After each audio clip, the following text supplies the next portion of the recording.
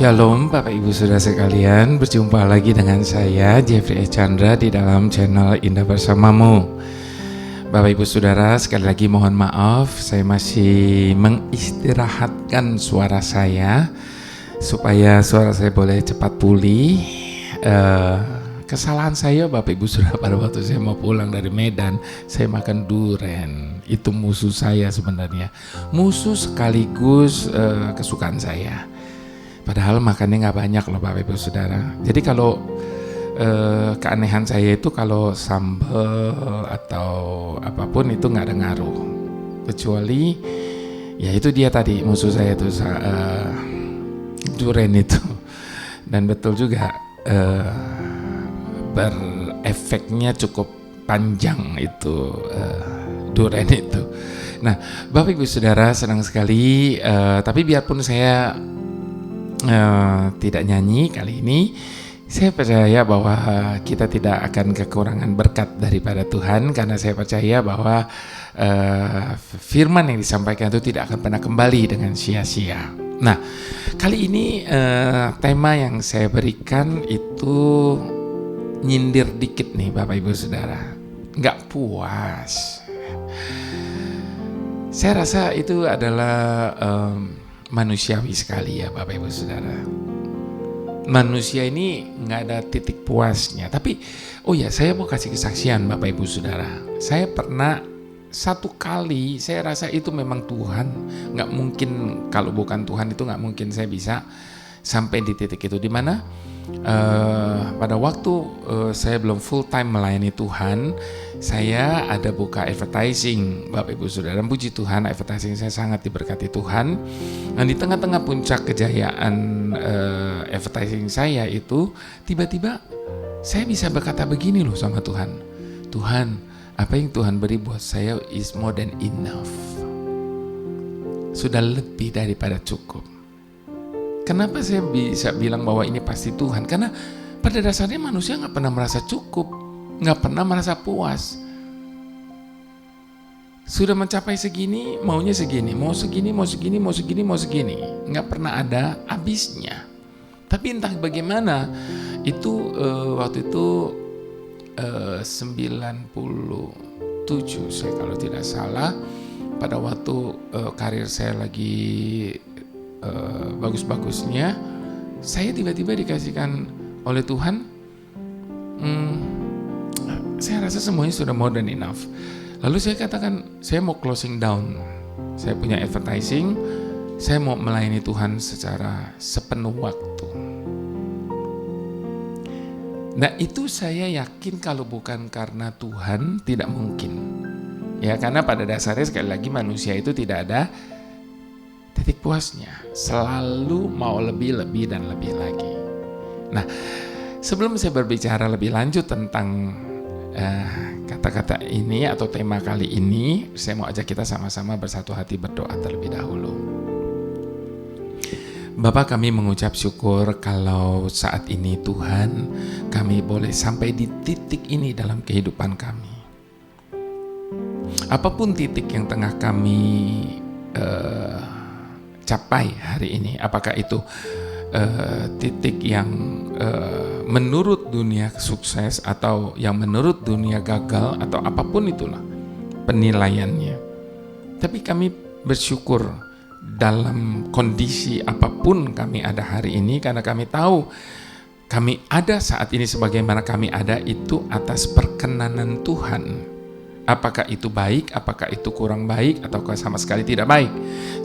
Kami percaya itu atas perkenanan-Mu, karena tidak mungkin ada sesuatu terjadi dalam hidup kami tanpa seizin daripada Tuhan. Jadi semua yang terjadi dalam hidup kami adalah atas seizin Tuhan. Dan kalau Tuhan izinkan itu terjadi dalam hidup kami percaya paling tidak untuk saat ini itu adalah keadaan yang terbaik bagi kami. Terima kasih Bapa.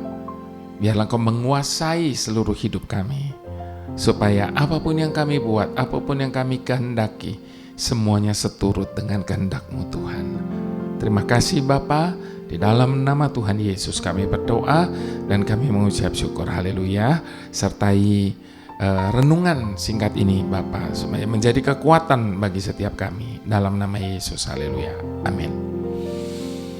Baik Bapak Ibu Saudara, saya mau mendasari dengan Ibrani 13. Kita buka firman Tuhan terlebih dahulu, Ibrani 13 ayat yang pertama sampai ayat yang ke-6.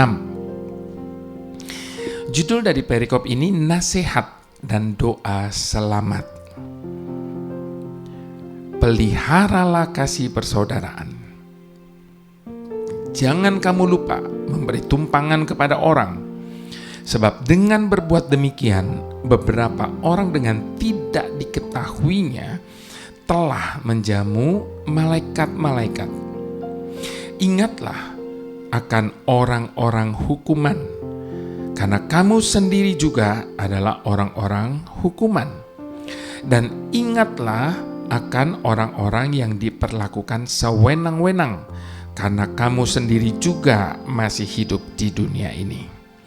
Hendaklah kamu semua penuh hormat terhadap perkawinan, dan janganlah kamu mencemarkan tempat tidur, sebab orang yang sundal dan pezina akan dihakimi Allah. Janganlah kamu menjadi hamba uang, dan cukupkanlah dirimu dengan apa yang ada padamu. Karena Tuhan telah berfirman, aku sekali-sekali tidak akan membiarkan engkau, dan aku sekali-sekali tidak akan meninggalkan engkau. Sebab itu dengan yakin kita dapat berkata, Tuhan adalah penolongku. Aku tidak takut apakah yang dapat dilakukan manusia terhadap aku. Baik, demikian Ibrani 13 ayat yang pertama sampai ayat yang ke-6 Bapak Ibu Saudara. Saya mau mengutip sekali lagi ayatnya yang kelima. Dikatakan apa di situ? Cukupkanlah dirimu dengan apa yang ada padamu. Karena Tuhan telah berfirman, sekali-kali aku tidak akan membiarkan engkau, dan aku sekali-kali tidak akan meninggalkan engkau. Lega ya Bapak Ibu Saudara rasanya ya, mendengar janji Tuhan ini. Dan yang berjanji ini Tuhan loh, bukan manusia yang seringkali lalai menepati janjinya. Tapi Tuhan kalau udah janji pasti digenapi. Nah Bapak Ibu Saudara, ada banyak orang tidak pernah merasa puas atau tidak pernah merasa cukup dengan keadaan hidupnya. Mereka selalu merasa kurang dan kurang. Seperti ada tertulis di dalam kitab Pengkhotbah 5 ayat yang ke-9. Siapa mencintai uang tidak akan puas dengan uang. Dan siapa mencintai kekayaan tidak akan puas dengan penghasilannya. Rasa tidak puas dan tidak cukup inilah yang pada akhirnya menjerumuskan seseorang ke dalam berbagai-bagai masalah dalam hidupnya. Mereka terjerat urusan hutang piutang, seperti tertulis di dalam Amsal 22 ayat yang ke-7. Yang berhutang menjadi budak yang menghutangi. Mereka tersandung kasus hukum dan terlibat dalam berbagai tindak kejahatan. Bapak Ibu Saudara, ketika seseorang merasa tidak puas dengan apa yang sudah dia bisa miliki, yang dia sudah miliki, Bapak Ibu Saudara, harusnya mereka melihat kepada orang-orang yang ada di bawahnya. Makanya ya Bapak Ibu Saudara, saya tuh suka males buka-buka YouTube. Terlebih lagi ketika di situ isinya cuma pamer. Bukan karena saya jealous Bapak Ibu Saudara, tapi saya takut. Saya takut itu menjadi apa ya buat saya ya. Rasanya saya kok nggak bisa seperti itu, kok saya belum seperti itu. Jadi akhirnya nggak ada rasa syukur, yang ada cuma kok enak ya dia ya, kok. Waduh Bapak Ibu Saudara, kalau kita lihat sekarang ya media sosial ya, ngeri Bapak Ibu Saudara. Berlomba-lomba orang memamerkan kekayaan mereka, apa yang mereka punya. Aduh, pokoknya kalau udah ngelihat begitu tuh Bapak Ibu Saudara, saya selalu skip. Daripada akhirnya mengotori pikiran dan hati saya mendingan skip deh. Sebab kalau enggak nanti kita nggak bisa bersyukur dengan apa yang kita punya. Tapi ketika melihat konten-konten bagaimana orang melakukan kebaikan, menolong, memberi dan sebagainya, itu justru menghancurkan hati. Di situ kita baru bisa bersyukur ketika melihat banyak orang-orang yang hidupnya jauh lebih sederhana, banyak orang yang hidupnya jauh lebih susah daripada kita. Bahkan kalau lihat foto-foto orang makan cuma dengan tempe atau tahu atau makanan-makanan sederhana, tapi mereka jalani dan mereka menikmatinya dengan nikmat sepertinya. Nah itu membuat kita mampu untuk bersyukur dengan apa yang detik ini kita bisa nikmatin, Bapak Ibu. Kadang kita tidak bisa menyadari bahwa apa yang kita nikmati hari ini tidak bisa dinikmati orang-orang lain, atau bahkan orang lain iri melihat apa yang kita sedang nikmati hari ini. Seberapapun besarnya berkat yang kita terima, belajarlah untuk tetap mengucap syukur kepada Tuhan. Memang ibadah itu kalau disertai dengan rasa cukup, memberikan keuntungan besar. Sebab kita tidak akan pernah membawa sesuatu apapun ke dalam dunia, dan kita pun tidak dapat membawa apa-apa keluar. Asal ada makanan dan pakaian, cukuplah. Ini bukan saya yang katakan loh Bapak Ibu Saudara. Buka 1 Timotius 6 ayat 6-8. Itu firman Tuhan. Asal ada makanan dan pakaian, cukuplah. 1 Timotius 6 ayat 6-8.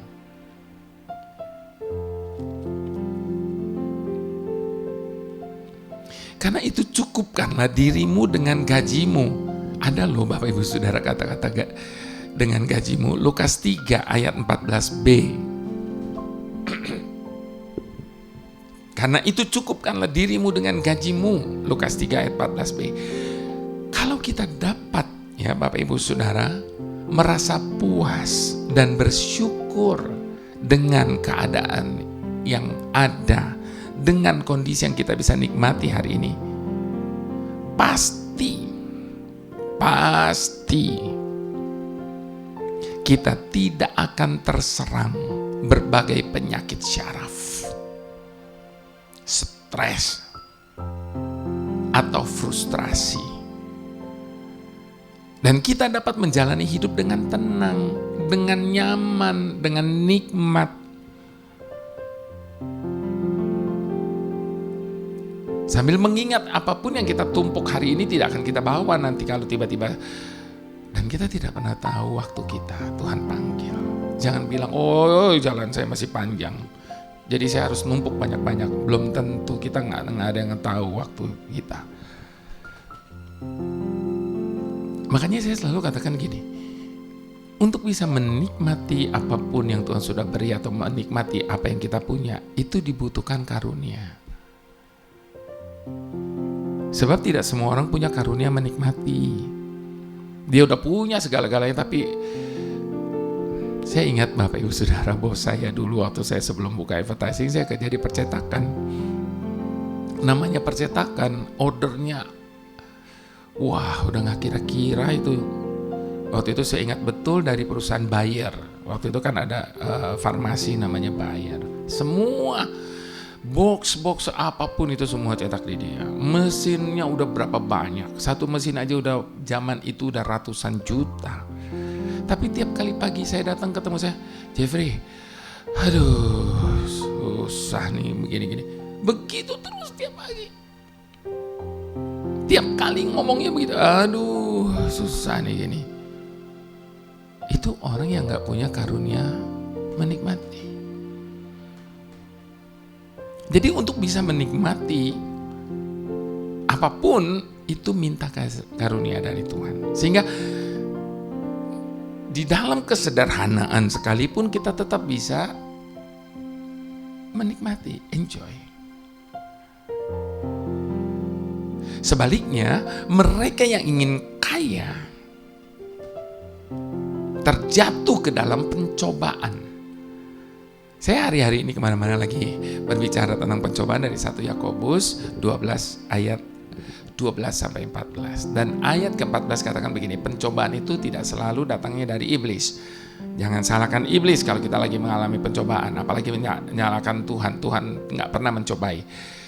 Dan yang di ayat ke-14 dikatakan gini, tetapi tiap-tiap orang dicobai oleh karena keinginannya sendiri. Mereka diseret dan dipikat olehnya. Nah itu dia. Mereka yang ingin terus lebih-lebih, punya ini, punya itu, belum cukup, punya ini lagi, belum cukup, punya itu lagi. Akhirnya mereka jatuh ke dalam berbagai-bagai pencobaan, ke dalam jerat dan ke dalam berbagai-bagai nafsu yang hampa dan yang mencelakakan, yang menenggelamkan manusia ke dalam keruntuhan dan kebinasaan. Cek di 1 Timotius 6 ayat ke-9. Itu firman Tuhan. Kita harus berpegang teguh kepada janji firman-Nya, bahwa Tuhan tidak akan pernah meninggalkan dan membiarkan kita. Ketika Dia berkata, pandanglah burung-burung yang tidak menabur, tidak menuai, tapi diberi makan tuh. Dan kalau kita memegang janji Tuhan ini, kita jadi tenang. Itu sebabnya kita harus berpegang teguh kepada janji firman-Nya, bahwa Tuhan tidak akan pernah meninggalkan dan membiarkan kita. Apalagi kita sudah hidup di dalam firman-Nya, kita melayani Tuhan, masa Tuhan biarkan kita kekurangan, meminta-minta? Nonsense, nggak mungkin Bapak Ibu Saudara. Kepada orang jahat aja Tuhan kasih kok matahari. Apalagi kepada kita, anak-anak yang biji matanya, apalagi yang melayaninya. Tuhan tidak akan pernah meninggalkan dan membiarkan kita. Sekecil apapun berkat yang diberikan Tuhan, tidak akan mendatangkan malapetaka. Tetapi berkat yang dicari dengan jalan yang salah, sebesar apapun pasti mendatangkan derita. Itu sebabnya Bapak Ibu Saudara, Amsal 10 ayat ke-22 mengingatkan setiap kita, berkat Tuhanlah yang menjadikan kita kaya. Susah payah tidak akan menambahinya. Andalkan Tuhan dan libatkan Dia di setiap usaha dan pekerjaan kita. Niscaya berkat-berkat-Nya dicurahkan dalam hidup kita. Tercurah itu apa tuh Bapak Ibu Saudara? Enggak netes. Jika Tuhan yang membuka pintu berkat bagi kita, tidak ada kuasa manapun dan manusia siapapun yang dapat menutupnya. Namun sebaliknya, ketika berkat yang Tuhan kasih kepada kita dirampas orang dengan berbagai macam cara, dari yang cara yang paling halus sampai yang kasar pun,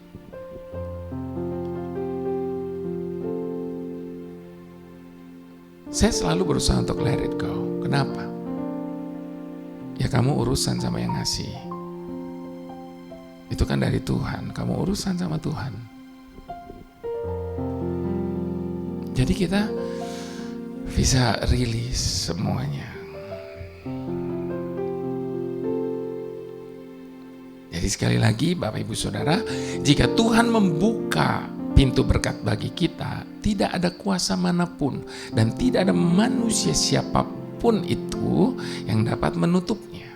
Sebab Ia membuat segala sesuatu indah pada waktunya. Tanpa rasa syukur, sebesar apapun berkat yang ada, tidak akan pernah memberikan rasa cukup bagi kita. Itu sebabnya sekali lagi, Mari Bapak Ibu Saudara berusaha, kita sama-sama berusaha untuk belajar mencukupkan diri dalam segala hal.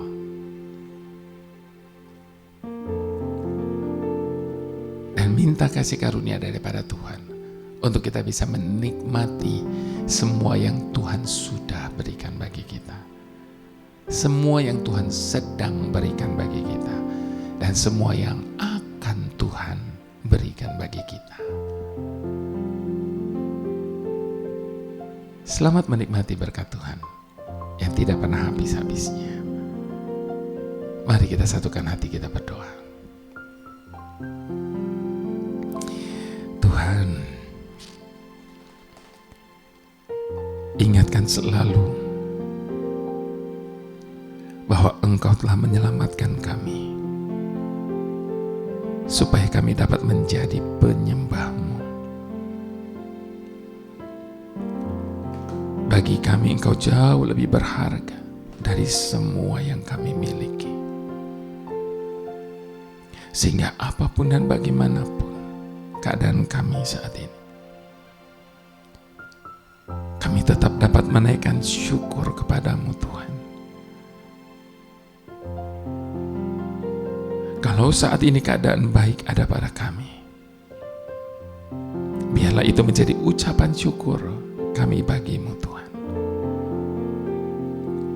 Namun jikalau saat ini kami sedang berada dalam situasi yang kurang baik menurut kami, biarlah kami boleh dan tetap bisa menaikkan syukur kami sebagai korban di hadapan-Mu. Kalau Engkau sanggup mengubah hidup kami dari gelap kepada terang-Mu, terlebih lagi hanya sekedar persoalan, masalah, dan berkat dalam hidup kami. Itu sebabnya ajar kami untuk melihat proses perubahan itu. Sekalipun mungkin itu sesuatu yang menyakitkan, namun biarlah kami boleh terus bertahan untuk dapat melihat hasil akhir karya tangan-Mu. Biarlah selama hidup kami di dunia ini, kami hanya memiliki satu tujuan, yaitu menyelesaikan rencana-Mu dan selalu memuliakan nama-Mu. Kami bersyukur atas segala apa yang ada pada kami saat ini. Kami bersyukur atas apa yang belum terjadi pada kami saat ini. Dan kami bersyukur atas apapun yang akan Engkau berikan bagi kami di masa yang akan datang. Karena kami yakin Engkau selalu memberi yang terbaik di dalam hidup kami ini. Terima kasih Tuhan. Mari semua kita yang diberkati, sama-sama kita katakan,